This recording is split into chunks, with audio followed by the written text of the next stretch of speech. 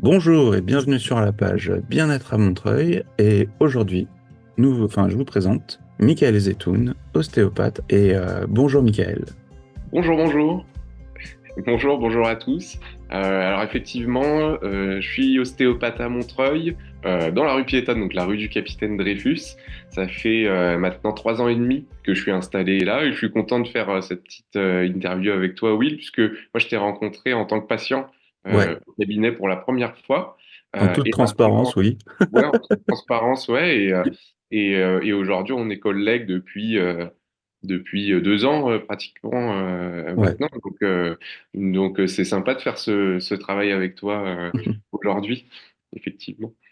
Voilà, ça fait donc 3 ans et demi, 3 ans et demi au cours desquels j'ai pu appliquer le métier d'ostéopathe. Donc moi, ce qu'il faut savoir, c'est que j'ai fait mes études avant ça dans le 77 Ok. euh, à l'École supérieure d'ostéopathie, donc l'ESO, ceux qui connaissent ou qui veulent regarder. Et donc, ça a été une formation qui a été assez complète. Finalement, c'est-à-dire qu'on pouvait on était formé d'ailleurs à tout type de patientèle, que ce soit du sportif au nourrisson, à la femme enceinte euh, ou aux patients plus classiques. Ensuite, j'ai pu affiner un petit peu mes compétences sur certains domaines. Donc moi, je travaille pas mal avec un public sportif, donc des patients assez sportifs de manière générale. Maintenant, j'ai un petit peu tout le monde qui peut consulter, aussi bien des jeunes parents, des enfants, des bébés, des sportifs ou non, dans les motifs de consultation. Bon, de Ouais. manière générale, sans grande surprise, on va être sur les douleurs de dos Hmm. en premier lieu. Donc que ce soit les douleurs dans le bas du dos, donc les lombalgies, que ce soit les douleurs entre les omoplates, ou que ce soit les douleurs cervicales. Donc ça, c'est les trois motifs principaux, on va dire. Euh, au départ, si tu veux, comme je devais remplir un petit peu mon agenda, bah, je m'occupais beaucoup d'urgences finalement, donc de douleurs aiguës. Ça peut être des douleurs aiguës, donc ça peut être des lumbagos, des torticolis, ce genre de douleurs-là.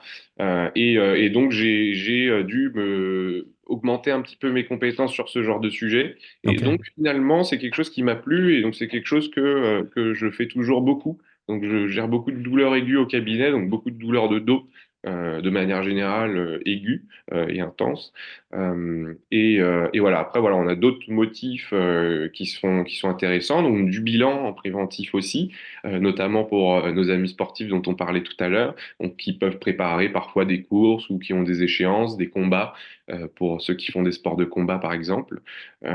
Et voilà, et sinon, pour les petits, on est plutôt sur tous les troubles qui tournent autour de la très jeune enfance, on va dire. Donc ça peut être aider à soulager des coliques, beaucoup de conseils aussi pour les bébés. Euh, Sinon, j'avais eu la chance en fait de travailler avec une kiné qui s'appelle Dorine Brancato, qui est d'ailleurs la kiné qui gère le cabinet paramédical Dreyfus, qui elle était Ouais. spécialisée en rééducation périnéale, donc après l'accouchement. Et donc, j'ai aussi beaucoup travaillé avec bah, des mamans en postpartum pour des douleurs dans le bas du dos principalement, on va dire. Voilà, si on veut avoir une image claire, c'est à peu près ça les motifs que je peux être amené à traiter. Après, voilà, ça, c'est les motifs principaux, mais il y en a toujours d'autres Ouais, qui bien peuvent sûr. faire un peu du... D'ailleurs, juste un mot sur Dorine et sur le cabinet. C'est vrai que c'est sur plusieurs étages où il y a plusieurs disciplines et qui peuvent se compléter. Et que du coup, souvent au rez-de-chaussée, il y a plutôt les kinés où il y a pas mal de gens qui peuvent passer. Et que un peu plus haut, bah, il y a toi. Puis un peu plus haut, il y a une psy, une sophrologue, un gentil hypno, le plus gentil du monde de la Terre. C'est vrai, Et que comme ça, en fait, il y a quelque chose où on peut euh, suivre les personnes en même temps et sentir de quelle manière est-ce qu'on peut les accompagner sous des disciplines un peu différentes, mais qui puissent leur apporter vraiment. Donc ça, c'est le petit point. Et puis Dorine, justement, qui s'occupe de ce lieu, elle a cette vraiment cette idée de synergie à cœur. Et c'est assez intéressant justement de travailler dans cet environnement. Maintenant, comment ça se passe en fait, les séances d'ostéopathie? Comment est-ce que tu peux euh, en parler pour que les gens qui connaissent peut-être comprennent un peu mieux et que les gens qui connaissent pas encore puissent découvrir? Alors l'ostéopathie, c'est une thérapie manuelle principalement, donc où le but du jeu étant de faire en sorte que le corps soit le plus équilibré possible. Donc on va être amené à travailler sur l'ensemble du corps pour faire en sorte que les douleurs qui s'expriment à un endroit soient les plus faibles possibles. D'accord? Donc c'est toutes les questions d'équilibre, hein, de tension de manière générale. Et effectivement, on peut être amené à travailler sur l'ensemble du corps. Donc comment ça se passe une séance d'ostéopathie? On va faire un bilan complet, du coup. Et donc, ce bilan complet, il commence par ce qu'on appelle l'étape d'anamnèse ou l'étape d'interrogatoire, où on va essayer de questionner le patient. Donc, moi, je vais questionner le patient sur ses douleurs, sur ses habitudes, sur ses antécédents, pour essayer de vraiment comprendre ce qui a pu se passer ou ce qui peut se passer au niveau de son corps. Ça, c'est la première chose. Dans un second temps, on va faire une étape de test. Donc les tests, ils peuvent être de deux natures. Ils peuvent être actifs, c'est-à-dire que le patient va réaliser, lui, des mouvements, par exemple, pour qu'on puisse observer et quantifier, que ce soit la force, que ce soit l'amplitude de mouvement, que ce soit la qualité du mouvement. Et puis des tests passifs où, avec nos mains, on vient essayer de tester les différentes structures, que ce soit sur de la mobilité ou que ce soit sur de la sensibilité, que ce soit sur euh, des différences anatomiques, etc. D'accord? Et de là, on arrive à comprendre comment est-ce qu'une région fonctionne, tu veux, et quel va être l'impact de ce fonctionnement ou de ce dysfonctionnement, s'il y en a un, sur le reste du corps. Et donc c'est là que c'est intéressant, puisque avec tous les tests qu'on a faits, et donc c'est pour ça que je disais avec nos mains principalement tout à l'heure, c'est qu'il n'y a pas que nos mains, il y a aussi les questions qu'on pose, il y a aussi les tests actifs qui nous aiguillent beaucoup, et en fait on arrive à comprendre comment fonctionne le corps et comment est-ce qu'on pourrait l'aider au mieux derrière pour pouvoir réduire les douleurs s'il y en a ou prévenir de certaines douleurs. Oui, d'ailleurs, c'est assez étonnant. Moi qui pratique l'aïkido et qui ai eu une habitude du contact, c'est assez étonnant la manière dont tu peux vraiment déposer tes mains et sentir là où ça peut être un peu plus rigide, là où ça aurait, enfin où ça peut, enfin ça pourrait être plus souple, là où et c'est vraiment intéressant en fait.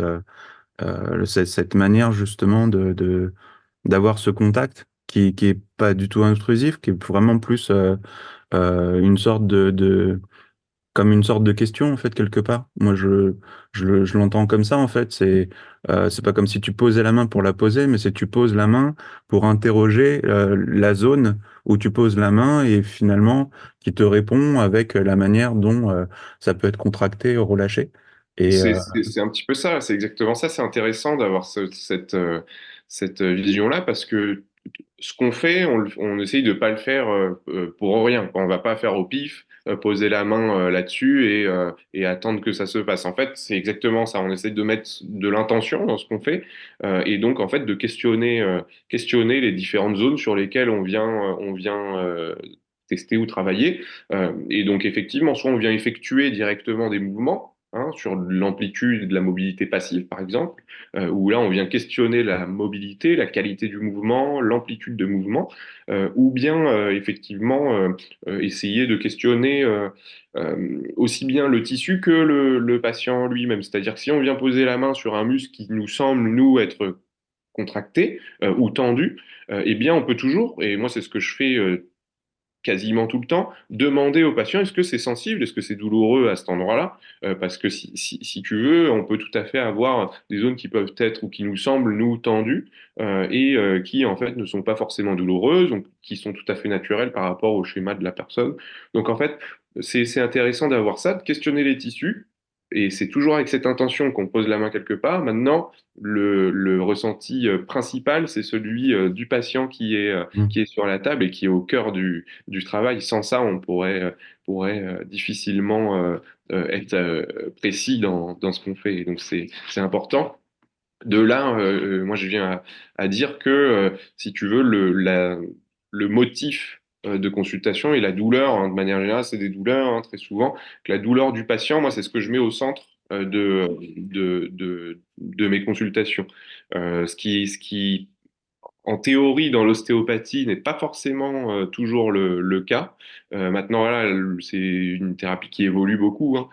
Et donc, on a besoin d'avoir des repères objectifs pour pouvoir se situer et savoir comment est-ce qu'on évolue dans la consultation. Et donc, Hmm. donc la douleur en est un qui est un repère qui est intéressant à utiliser. Donc, c'est un repère que j'utilise beaucoup, notamment lors de mes tests, par exemple. Pour partager mon expérience, une des choses qui est très agréable, c'est que tu vas expliquer justement chaque étape. En même temps, il y a un côté sécurisant parce que bah, on comprend ce qui est en train de se passer. Et parfois, dans les douleurs, il y a des fois où on peut ne pas complètement comprendre et ça peut être un peu gênant.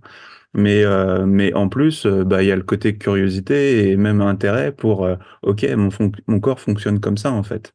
Et c'est intéressant d'avoir euh, de voyager en fait au milieu de sa mécanique interne et de sentir ben, comment est-ce que ce qui nous sert de véhicule ben, peut parfois avoir besoin de souplesse, parfois avoir besoin de certaines choses. Donc, enfin, malheureusement, on vient quand on a mal, mais Souvent. euh, mais Souvent. il y a même des fois, on devrait venir pour juste un peu mieux comprendre ce qui se passe, comment on bouge, comment on respire, et et c'est là où tu as une certaine délicatesse, c'est que ta manière de présenter les choses est toujours assez euh, pédagogue en fait. Et c'est vraiment agréable pour ça. Oh, c'est gentil. C'est gentil de me dire ça. Bah, en fait, moi, je pars du principe que si on comprend déjà, alors, pas comprendre tout, déjà sur une douleur, malheureusement, on ne comprend que certains facteurs. On sait qu'il y a énormément de facteurs qui vont entrer en compte dans les douleurs de manière générale. Et en fait, pour le fonctionnement du corps, si tu veux, c'est un petit peu la même chose. C'est pas que mécanique, c'est pas que psychique, c'est pas que neurologique, c'est toujours un cocktail de choses qui font que, Mm. à un moment donné, on a des blocages, des raideurs, etc. Et donc, en fait, c'est hyper important de pouvoir analyser certains de ces critères et de manière assez objective. Ça bouge pas, ça fait mal, ça fait pas mal, etc. Et de là, de pouvoir ensuite expliquer ou comprendre, selon si on est patient praticien, mais de pouvoir expliquer ou comprendre comment est-ce que ça fonctionne à ce moment précis sur telle région. Et en fait, quand on comprend la chose, ben, déjà, alors, très souvent, et nous on a de la chance ostéopathe au cabinet, c'est que très souvent, c'est des troubles fonctionnels, donc c'est des douleurs qui sont pas très graves, bien que les intensités des douleurs peuvent être très importantes. Et en fait, le fait de comprendre, déjà, on dédramatise un petit peu. Donc, effectivement, on diminue un petit peu aussi ces douleurs de par ce fait-là. Mm. En fait, il y a vraiment beaucoup, beaucoup de choses à essayer de comprendre. Et le peu qu'on peut comprendre, si on arrive à l'expliquer, en fait, on se rend compte tout de suite que, bon, d'accord, effectivement, déjà, c'est pas forcément très, très grave. Ça peut être très, très douloureux. Pas pour autant que c'est très grave. Et en fait, en comprenant, on arrive à beaucoup mieux aussi intégrer ce qui est fait durant la séance et ce qui va être fait après. Pourquoi est-ce que c'est important d'avoir tel ou tel petit exercice? Pourquoi est-ce que c'est important d'avoir telle ou telle habitude de travail qu'on pourrait modifier? Par exemple, les positions au bureau, les positions au travail, etc. Euh, et en fin de compte, quand on comprend ça, bah, à moyen, long terme, derrière, on diminue aussi les risques de développer des douleurs aussi. Donc en fait, la compréhension, elle fait vraiment partie intégrante du travail et c'est gentil que tu le cites ici, et tu le mentionnes ici parce que ouais, ouais, ça fait vraiment partie du travail et de la guérison, hein, quelque part, hein, derrière. Mm. Et parce que juste là, enfin, dans ce que tu es en train d'évoquer, il y a ce côté avoir des exercices et comprendre même de quelle manière est-ce qu'on peut agir. Euh, du coup, il y a une phase d'anamnèse, il y a une phase de traitement, en quelque sorte, où tu vas opérer certains mouvements pour relâcher des choses.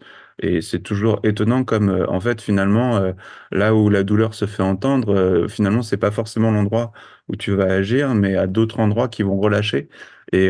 En ça, c'est justement le côté magique. Et Mhm. de comprendre ça, c'est hyper intéressant.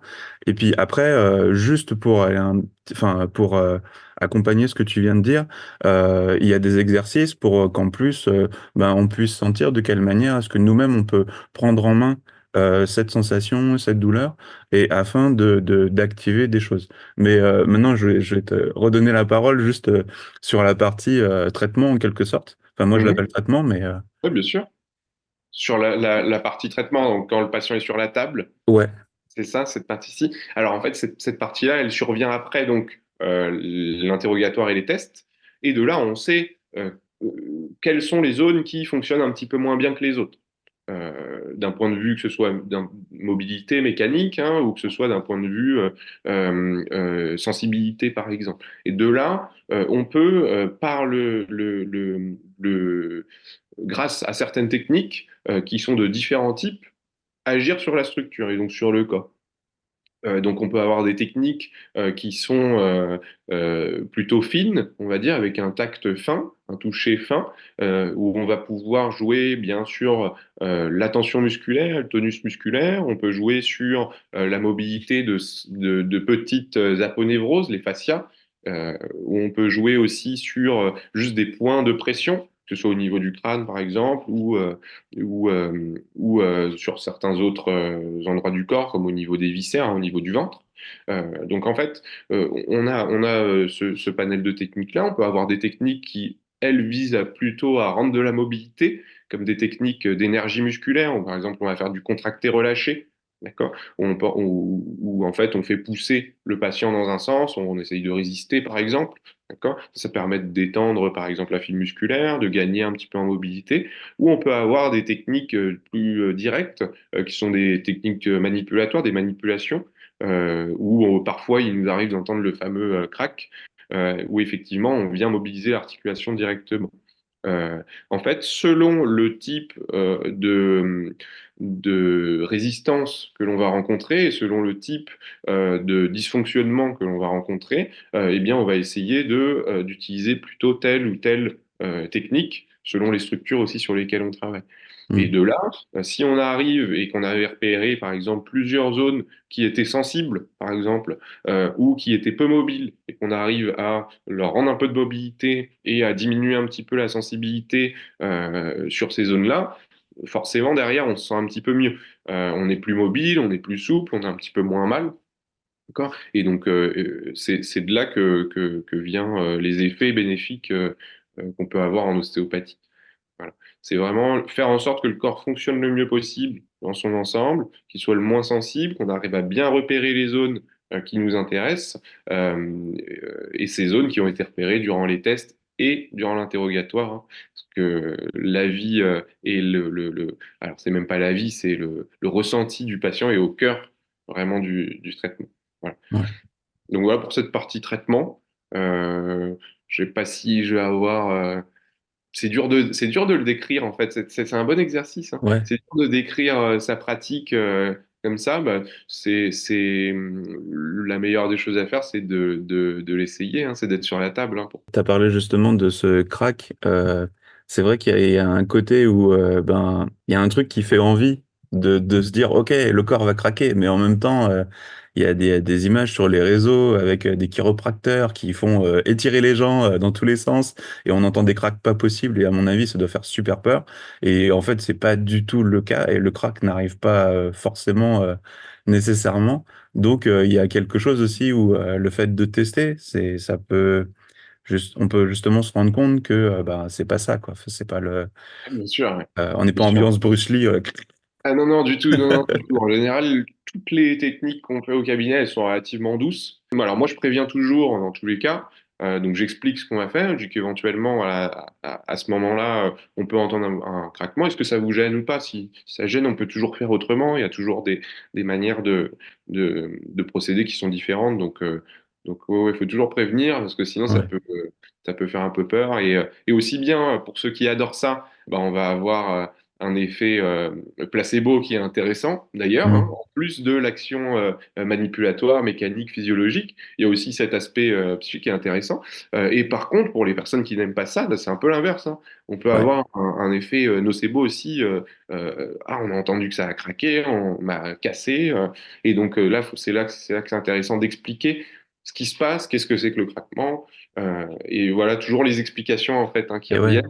c'est, Toujours, c'est, toujours, toujours, parce que sans ça, on se fait des idées, on a des croyances, hein, on a tous des croyances, aussi bien les patients que les thérapeutes, et donc c'est important d'expliquer factuellement ce qui se passe. Après, on en pense ce qu'on veut, mais factuellement, on sait qu'il se passe ça, ça, ça. Donc voilà, il ne peut pas vous arriver grand-chose. Euh, et donc derrière, les techniques sont bien, bien reçues aussi, une fois que on a levé cette barrière de peur, hein, finalement. Donc non, c'est intéressant.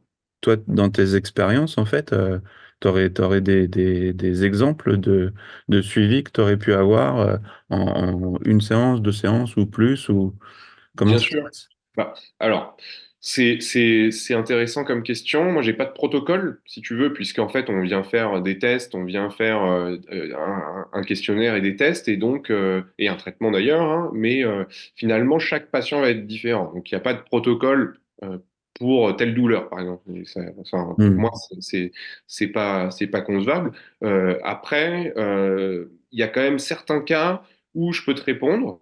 C'est-à-dire que par exemple sur de la douleur aiguë, chose que je fais beaucoup moi, des lumbagos, des torticolis, si tu veux, on sait qu'une douleur de dos, de manière générale, par exemple une lombalgie commune, si tu veux, elle va, et d'apparition aiguë, hein, qui n'est pas chronique, hein, attention, elle va dans la plupart des cas se calmer ou disparaître en 4 semaines au maximum. D'accord?